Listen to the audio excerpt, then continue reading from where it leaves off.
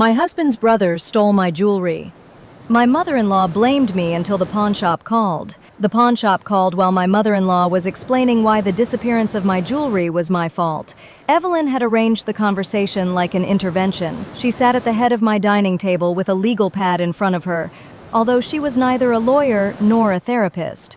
My husband Nathan sat to my right. His younger brother Ryan had been invited too, but he had texted that he was running late.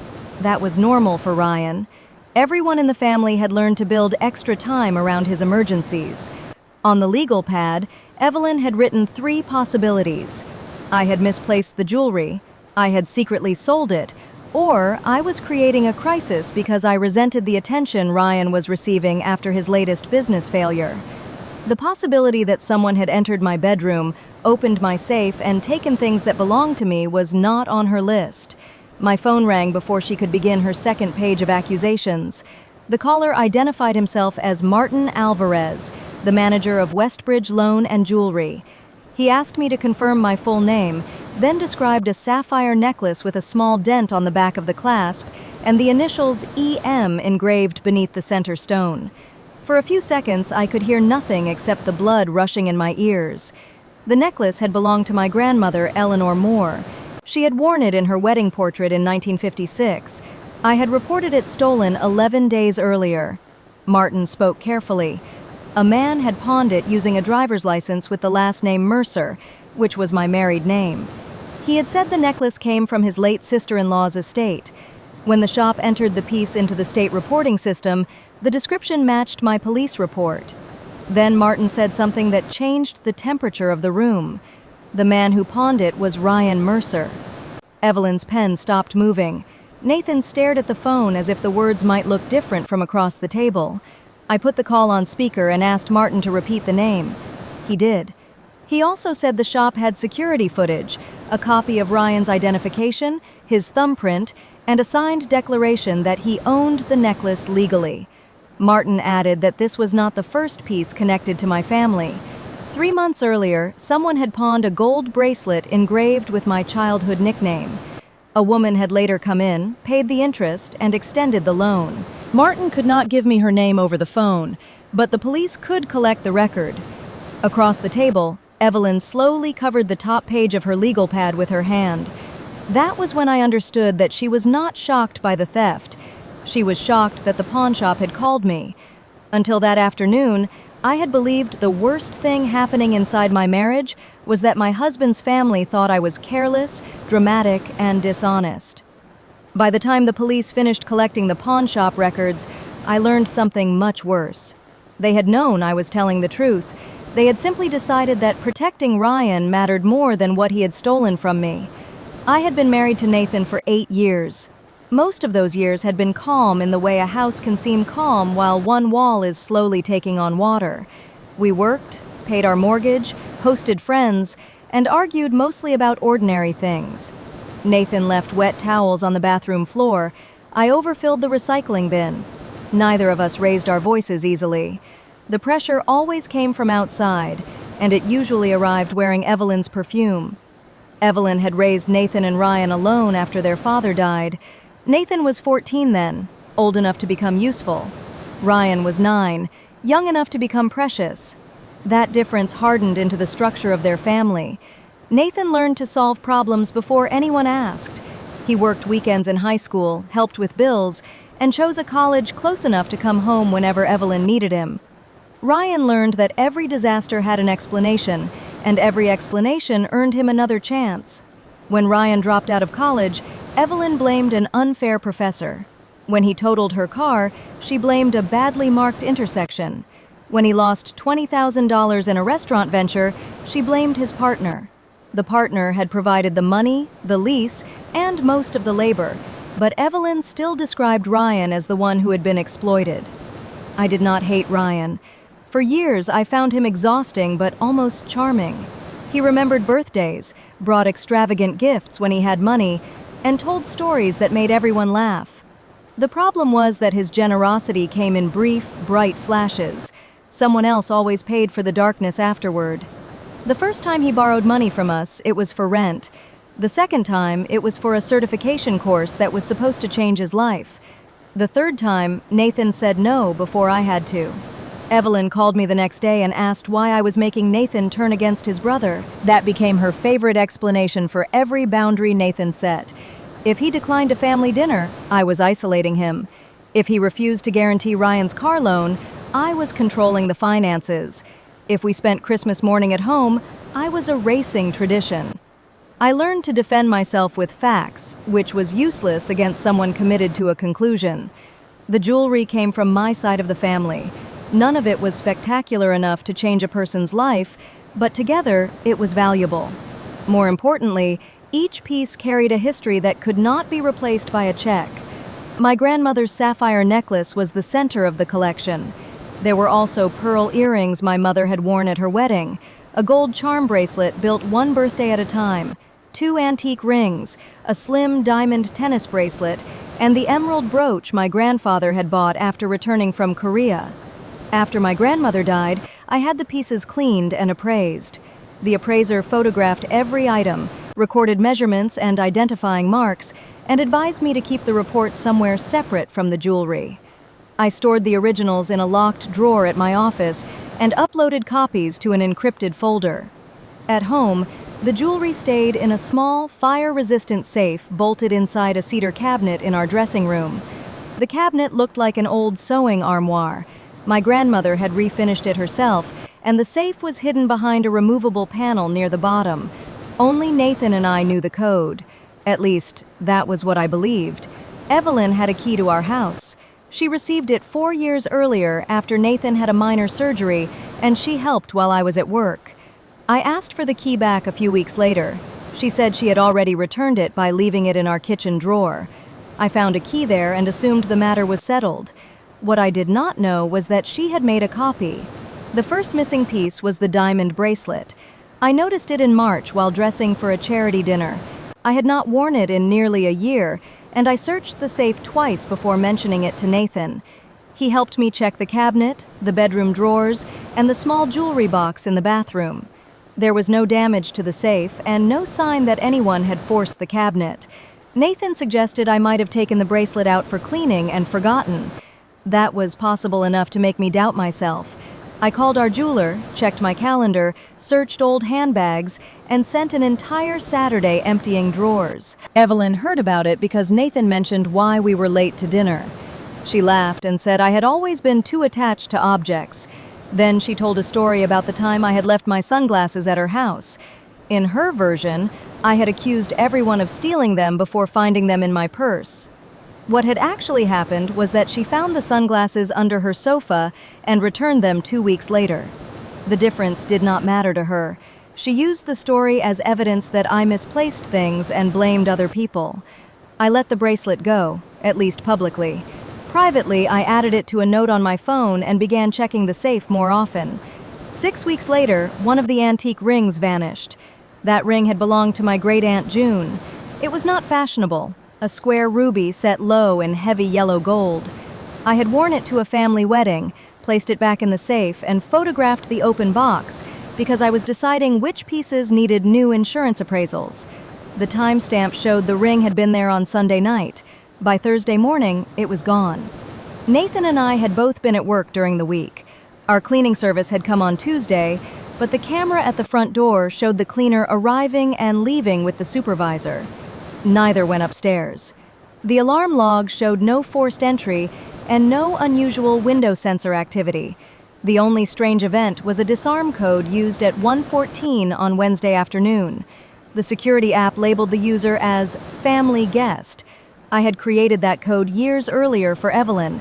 I thought I had disabled it after Nathan recovered from surgery. When I checked the settings, it was still active. Evelyn admitted entering the house. She said she had dropped off soup, noticed we were not home, and put it in the refrigerator. The front camera confirmed she arrived carrying a pot and left 18 minutes later without it.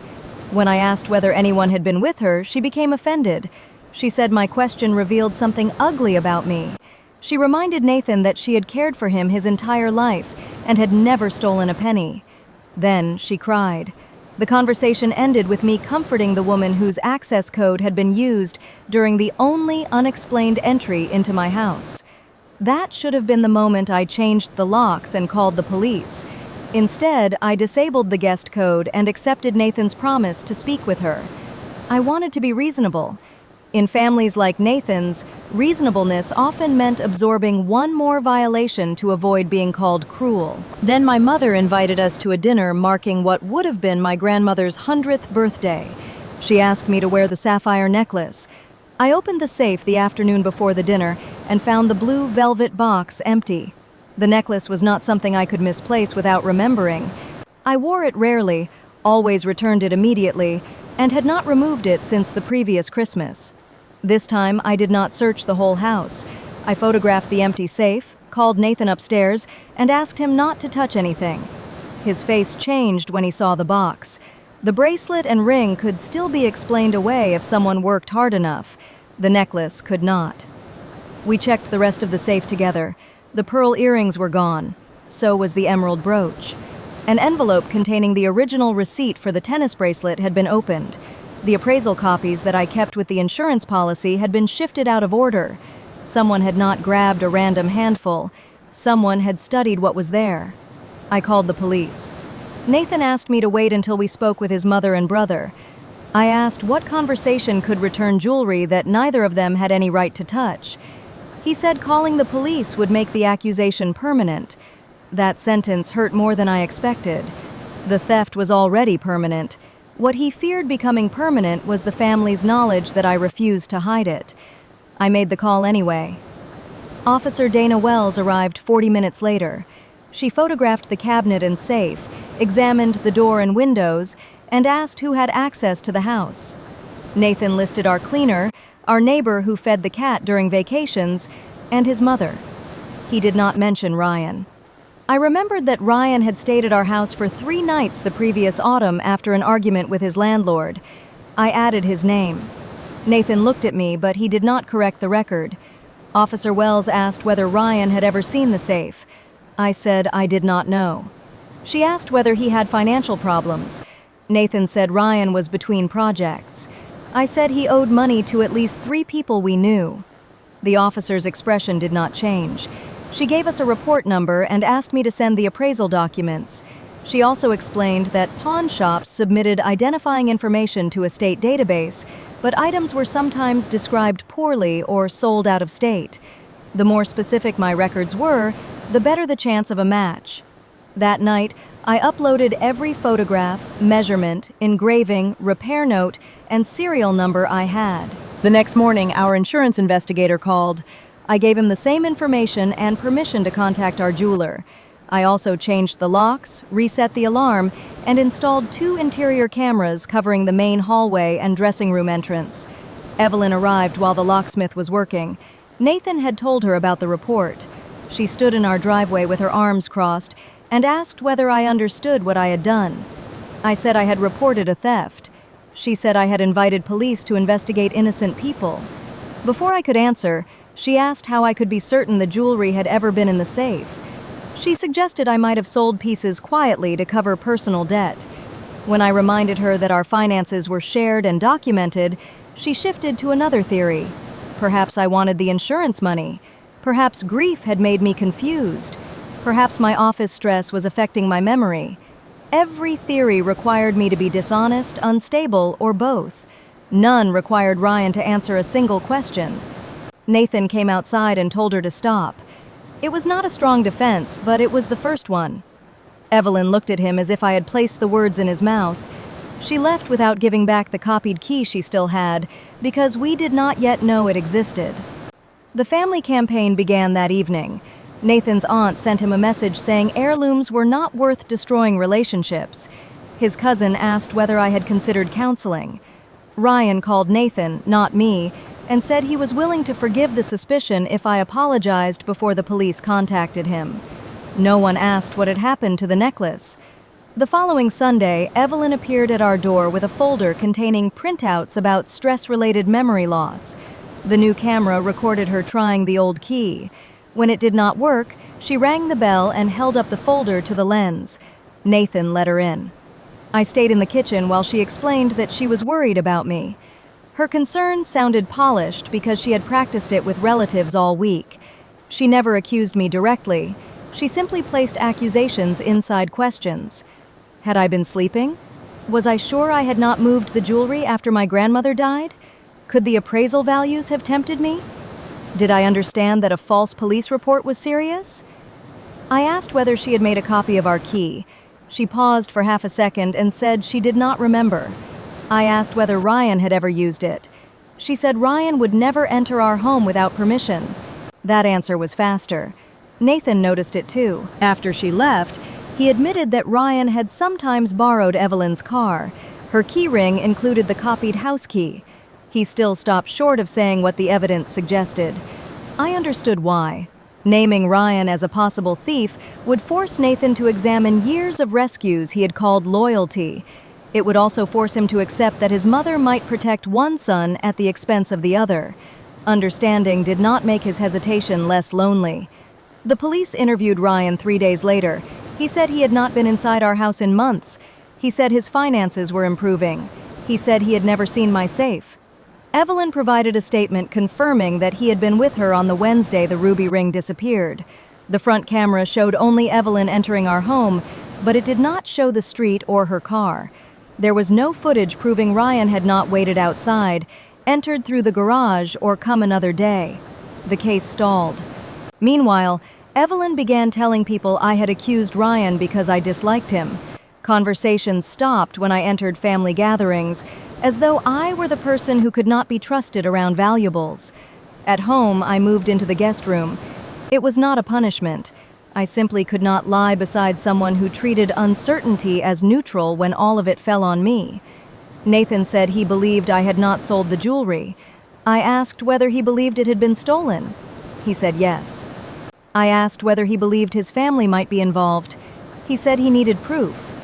I told him I needed a husband who did not require a criminal conviction before protecting our home. For the next week, we spoke mostly about logistics. Then, Evelyn arranged the dining table intervention.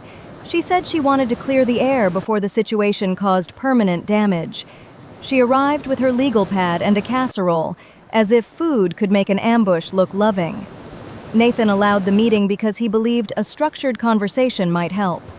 I agreed because I wanted to hear what she knew. Within 10 minutes, she revealed more than she intended. She knew the ruby ring had a square setting, although I had never described it to her. She knew the tennis bracelet's clasp had been repaired. She knew the sapphire necklace was stored in a blue velvet box rather than the black case shown in the insurance photograph. When I asked how she knew those details, she said she had seen me wear the pieces. That explained the ring. It did not explain the clasp or the box. I looked at Nathan. He had gone very still. Evelyn realized she had made a mistake and changed subjects. She opened the legal pad and began listing explanations for my behavior. That was when Martin from the pawn shop called. After he named Ryan, no one at the table spoke for several seconds. I asked Martin to contact Officer Wells and told him I would be available whenever the police needed a formal identification. He said the necklace would be secured and not released. Before ending the call, I asked whether the woman who extended the bracelet loan had the first name Evelyn. Martin said he could not disclose customer information to me. He did not need to. Evelyn pushed her chair back so abruptly that it struck the wall. She said pawn shop employees made mistakes. She said someone could have used Ryan's identification. She said the necklace might be similar to mine. Then she said the bracelet was different. I had not asked about the bracelet after Martin refused to identify the woman. Nathan heard it. He asked his mother how she knew the bracelet was different. Evelyn looked from him to me, searching for the version of reality that would cost her least. She settled on partial truth. She admitted that Ryan had made a mistake months earlier. He had taken the bracelet because he was desperate and intended to redeem it before I noticed. He told her it was an old piece I never wore and that Nathan had said he could borrow against it. Nathan said he had never given permission. Evelyn insisted she had believed Ryan. She paid the interest because he was about to start a new job and needed time. She planned to return the bracelet quietly. She did not tell us because she wanted to spare the family humiliation. I asked why she had accused me of selling my own jewelry. She said she had been trying to stop me from escalating. That answer stripped the last softness from the room. She had watched me question my memory. She had let relatives treat me like a liar. She had brought articles about cognitive problems into my home. All of it was not confusion or denial. It was strategy. She knew at least one item had been stolen, and she needed me to doubt myself long enough for Ryan to retrieve it. Nathan stood and asked her to leave. She did not argue. She gathered her folder and legal pad, but her hands shook so badly that papers slipped onto the floor. One page contained dates and amounts. I saw the name Westbridge before she snatched it up. At the doorway, she turned to Nathan and said Ryan could go to prison because of me. Nathan told her Ryan could go to prison because of Ryan. It was the first clean sentence he had spoken since the necklace disappeared. Officer Wells arrived less than an hour later. Martin had already sent the transaction alert through the state system, and a detective from the property crimes unit joined her. They took our statements separately and collected the camera recording of Evelyn trying the old key. I described the details she had known about the safe's contents. Nathan reported her admission about the bracelet. We both mentioned the legal pad. The police asked us not to contact Ryan. That instruction became unnecessary because Ryan contacted us repeatedly. He called Nathan 14 times that night. He sent messages saying the necklace had been collateral for a short-term loan, that he had always intended to return it, and that family property could not be considered stolen. The necklace had never belonged to his family. When Nathan did not answer, Ryan sent me a long message. He claimed Evelyn had told him the jewelry would eventually belong to Nathan, which made it partly his. He offered to pay me the pawn amount if I withdrew the report. He did not offer to return the other missing pieces. I forwarded every message to the detective. The next morning, the police executed a warrant for the pawnshop records. Martin called later, with the detective's permission, to arrange my formal identification of the necklace. Westbridge Loan and Jewelry was not the dark, chaotic place I had imagined. It was bright and orderly, with cameras covering every counter. Martin met me in a small office and placed the necklace on a gray pad. The sight of it made my knees weak. The center sapphire was slightly crooked, just as it had been since I was a child. The clasp carried the tiny dent my grandmother made when she closed it in a jewelry box. Beneath the setting were her initials. It was mine. Martin showed the detective the transaction footage. Ryan stood at the counter in a baseball cap, laughing with the clerk. He signed forms, pressed his thumb to an electronic scanner, and accepted cash. When asked how he acquired the necklace, he said his sister-in-law had died and the family was clearing her estate. I watched him erase me in order to make the theft easier. The detective then played footage from the bracelet transaction 3 months earlier. Ryan wore the same cap. He claimed the bracelet had belonged to his grandmother. 8 days later, Evelyn appeared on camera. She paid the accrued interest in cash and signed an extension agreement. She did not look confused or pressured. She examined the bracelet, confirmed it was the correct item, and asked how long Ryan had before the shop could sell it. Martin's notes recorded her exact concern. The owner had not noticed it missing yet. Evelyn had not merely learned about the theft afterward, she had participated in keeping it hidden. The record also showed a second extension payment made by phone. The card belonged to a small consulting company registered to Ryan. The card was later disputed as fraudulent. Martin explained that the shop had tried to contact Ryan. When the account defaulted, the bracelet entered the shop's sale inventory. A clerk researching its unusual engraving found a photograph from an old charity event where I was wearing it. Before the clerk could follow up, the bracelet sold to an estate dealer in another state. The necklace was caught only because my police report included the engraved initials and the dented clasp. Documentation saved it. My habit of keeping records, which Evelyn had mocked as obsessive, became the reason my grandmother's necklace did not disappear into another display case. The police obtained warrants for Ryan's apartment, vehicle, phone, and a storage unit rented under his company name. They found no jewelry in the apartment. They found our copied house key in his car. In the storage unit, they found the blue velvet necklace box, my pearl earring case, and a folder containing photographs of my appraisal documents. The photographs had been taken on Evelyn's kitchen counter. The metadata showed they were created 2 days after the first bracelet disappeared. They also found a small set of lock-picking tools Ryan had ordered online, though he had not needed them. More important was an old tablet connected to his cloud account. Its messages filled in the story. Ryan had discovered the safe when he stayed with us the previous autumn. He photographed the cabinet while looking for a phone charger. Later, he asked Evelyn whether Nathan kept cash at home. She told him about the jewelry and said I was too cautious to leave anything valuable unsecured. That comment became a challenge. Ryan watched me enter the safe code during a holiday visit by standing behind me in the dressing room doorway. He did not see every number, but he saw enough to guess that the code was my grandmother's birthday. He confirmed it by searching the memorial announcement online. The first time he entered our house, he used Evelyn's copied key and her alarm code.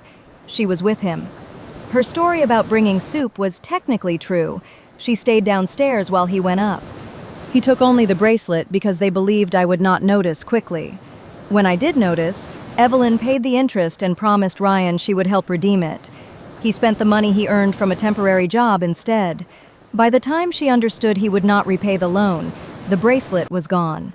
That should have ended her cooperation. Instead, she helped him hide the failure. Ryan had borrowed from private lenders to fund an online sports betting system. He insisted it was not gambling because he used statistics. The losses were still real. He owed more than $80,000, and some of the people demanding repayment had begun contacting Evelyn. She became frightened. In the messages, she told him he could take one more piece if it prevented dangerous men from coming to her home. She instructed him not to touch the sapphire necklace because it was recognizable. She suggested the ruby ring instead. Ryan took the ring and used part of the money to place another bet. He lost. The pearl earrings and emerald brooch followed. Evelyn did not enter the house every time, but she kept her copied key available and confirmed our schedules. On the day the ring vanished, she entered carrying soup while Ryan waited in her car. She left the side garage door unlocked, drove away, and picked him up around the corner 20 minutes later. Her alibi had been designed before the theft. The necklace was Ryan's decision. By then, he was panicking. A lender had threatened to report forged financial statements Ryan used to secure money. He took the most valuable piece, despite Evelyn's warning, and pawned it under his real name because the shop required identification. He assumed I would not file a police report against family. Evelyn assumed the same. They were almost right. If I had waited for Nathan's permission, accepted the family's explanations, or allowed Evelyn to turn the investigation into a referendum on my personality, the necklace would have been sold within 30 days. Instead, Ryan was arrested 2 days after the storage unit search. He was charged with multiple counts of burglary, felony theft, trafficking in stolen property, and making false statements on pawn documents. Additional charges related to the fraudulent card dispute and forged loan applications came later. Evelyn was not arrested immediately. That delay gave her time to transform herself from participant to victim. She told relatives Ryan had manipulated her. She said she had believed the jewelry belonged to Nathan. She claimed she went to the pawn shop only to rescue a family heirloom from a desperate misunderstanding. Then she called Nathan and asked him to persuade me not to cooperate with prosecutors. Nathan recorded the call. Evelyn said a conviction would ruin Ryan's life. She reminded Nathan that he had always been the strong one, and Ryan had always needed more help. She said their father's dying wish had been that they protect each other. Nathan asked whether protecting each other included helping Ryan burglarize our house. She cried. He asked why she had photographed my appraisals. She stopped crying. That silence lasted long enough to become an answer. Nathan gave the recording to the detective. 3 days later, Evelyn was charged with conspiracy, aiding theft, obstruction, and filing a false police statement. Because she had provided Ryan with access information and an alibi, prosecutors treated her conduct as more than a mother's attempt to clean up a child's mistake. Her attorney described her as an elderly widow frightened by her unstable son. Evelyn was 62, ran 5 miles every morning, and managed the finances of 3 rental properties. She became fragile only when accountability entered the room. The arrests split the family. Some relatives apologized to me privately. None corrected the accusations publicly. Others said I had proved my point and should now ask the prosecutor for mercy. Nathan's aunt told me that prison would not bring the jewelry back.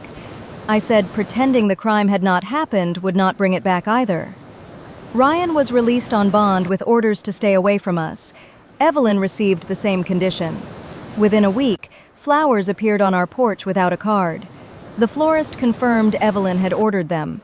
The next day, an envelope arrived containing a photocopy of my grandmother's obituary and a handwritten note about forgiveness. I gave both to the prosecutor. The judge warned Evelyn through her attorney that further contact could revoke her bond. She began sending messages through relatives instead. Every message contained the same bargain. If I softened my statement, the family would welcome me back. If I continued, I would be responsible for whatever happened to Ryan and Evelyn. The word welcome surprised me.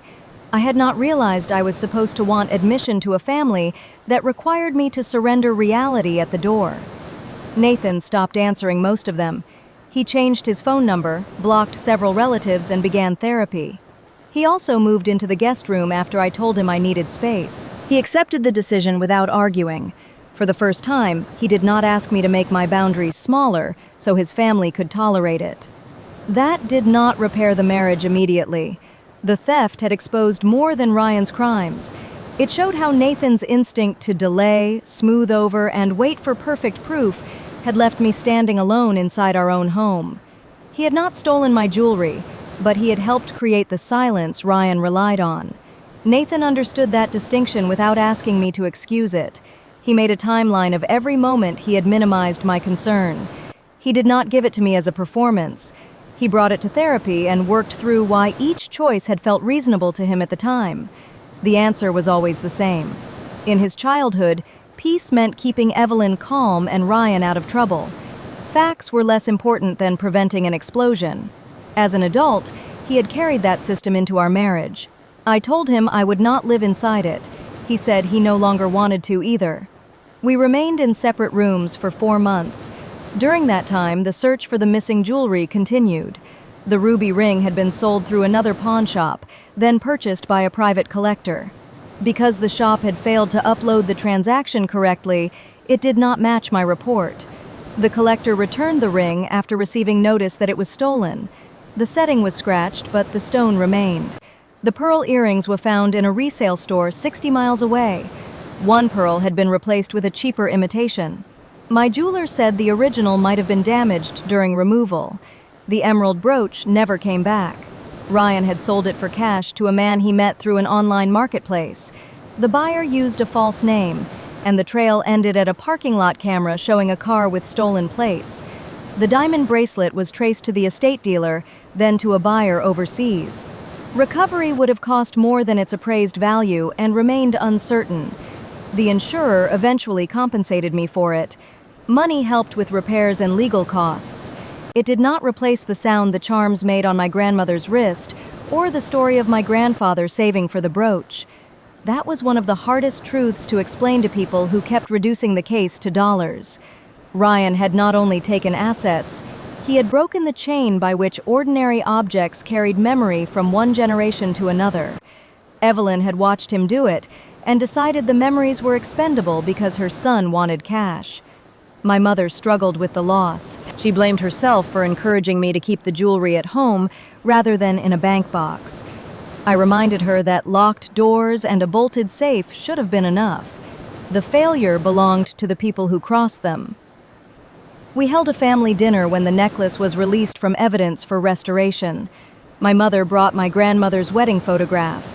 The jeweler cleaned the sapphire, repaired the clasp, and added a microscopic identification mark beneath the setting. When he handed it back, I cried in the middle of the store. Not because the necklace looked perfect, it did not. There were new scratches along the back where someone at the pawn shop had tested the metal. The velvet box remained in evidence, so the necklace rested in a plain replacement case. I cried because recovery had not seemed possible when I first saw the empty safe. Martin, the pawnshop manager, refused the reward offered by our insurer. He said following the law was part of his job. Later, I learned he had spent hours comparing old transactions after the necklace alert appeared. He was the one who connected the bracelet extension to Evelyn. I wrote a letter to the owner of the shop praising him. People often imagine justice arriving dramatically, but mine arrived because several ordinary people did their jobs carefully. An appraiser recorded a dent. A police officer entered a detailed report. A pawnshop employee noticed initials. A detective requested metadata instead of accepting a convenient family explanation. Carelessness had allowed Ryan to believe he could erase ownership. Care defeated him. The criminal case took almost a year. Ryan's attorney delayed hearings and challenged the searches. He argued that Ryan had permission to enter because Evelyn possessed a key and guest code.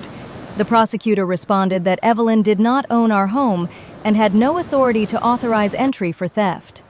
The messages showing advanced planning made the argument even weaker. Ryan then claimed Nathan had verbally allowed him to borrow jewelry as collateral. Nathan testified before the grand jury that he had never given permission. He also provided bank records showing he had refused Ryan's loan request 2 weeks before the first theft. The defense shifted again. Ryan said his addiction impaired his judgment. That was true, but it did not explain the photographs, the alibi, the repeated entries, or the statement that I was dead. Addiction explained urgency. It did not erase planning.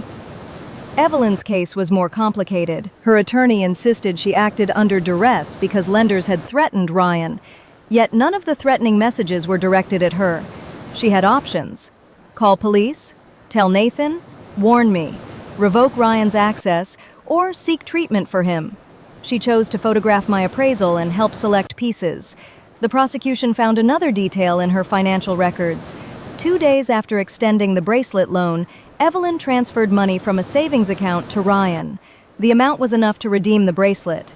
He used it to gamble instead. She learned that within hours and still told no one. The transfer destroyed her claim that she had lacked resources or alternatives. She could have recovered the bracelet before it sold. What stopped her was not fear.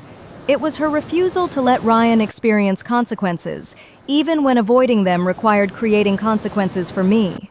Before trial, both defendants were offered plea agreements.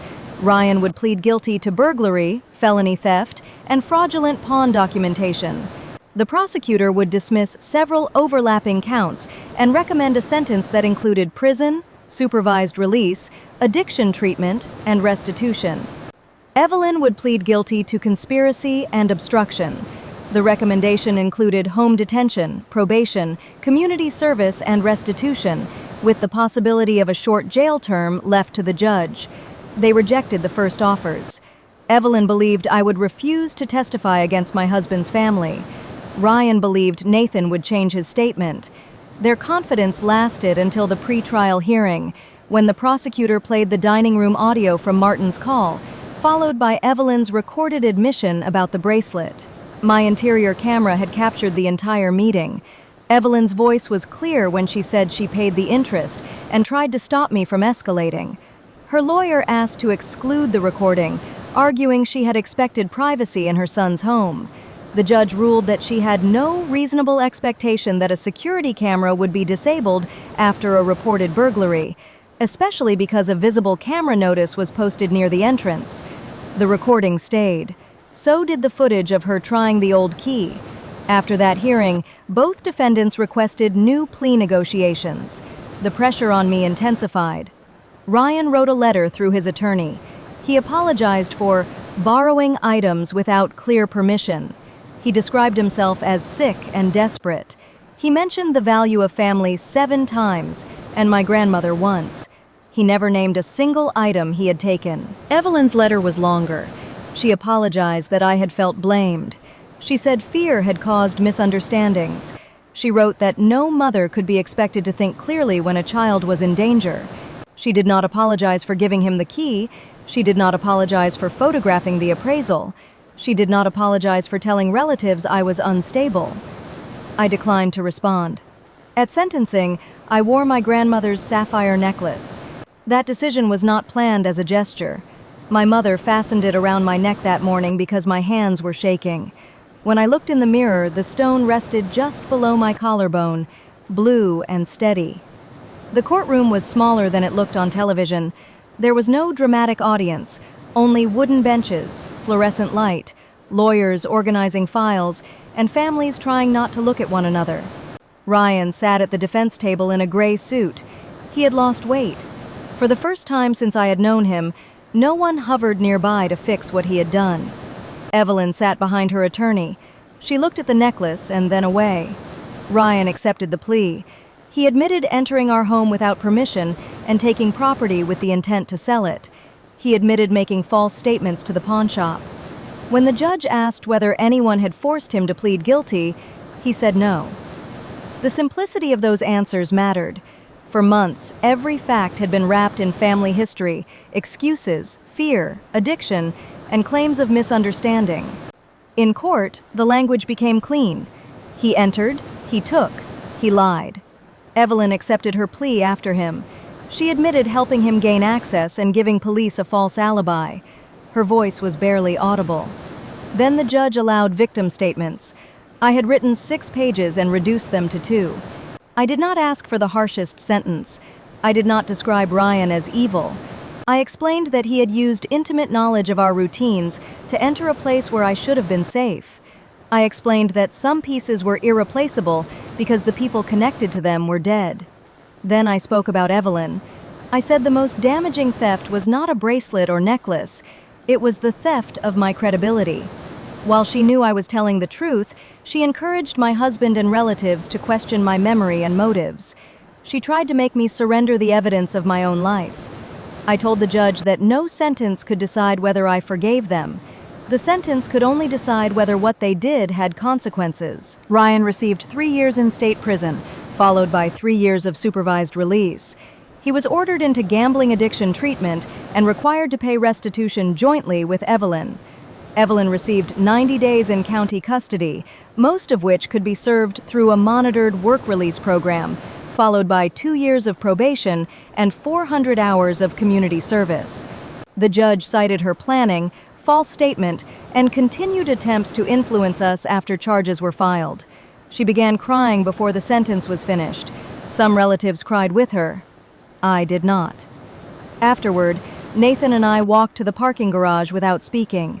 He stopped beside our car and said he was sorry it had taken a pawn shop to make him see what was happening inside his own family. I told him the pawn shop had not made him see. Evidence had made disbelief impossible. There was a difference. He nodded. That conversation marked the beginning of our real attempt to repair the marriage, not the end of it. Nathan never demanded forgiveness. He did not ask me to visit Evelyn, send Ryan money, or soften the story for relatives. He continued therapy, transferred management of family matters away from himself, and accepted that boundaries were not temporary punishments. We sold the house the following spring. Some people thought that meant Ryan had driven us out. I saw it differently. The house contained too many doors I had learned to listen for, and too many rooms where I had been asked to doubt myself. We bought a smaller place across town with no spare keys distributed to anyone. The safe went into a bank deposit vault. The cedar cabinet came with us. I repaired the panel Ryan had scratched and stored my grandmother's letters inside it. It became a place for memory again, rather than fear. Nathan moved back into our bedroom after 8 months, but only after we agreed on what reconciliation required. His family would have no access to our home. Contact with Evelyn, if it resumed after probation, would be his decision and would occur outside our shared space. I would not be discussed with relatives as the reason for those limits. Most importantly, if either of us said something felt unsafe, the other would respond to the risk before debating the intent. Trust did not return like a light switching on. It returned in ordinary moments.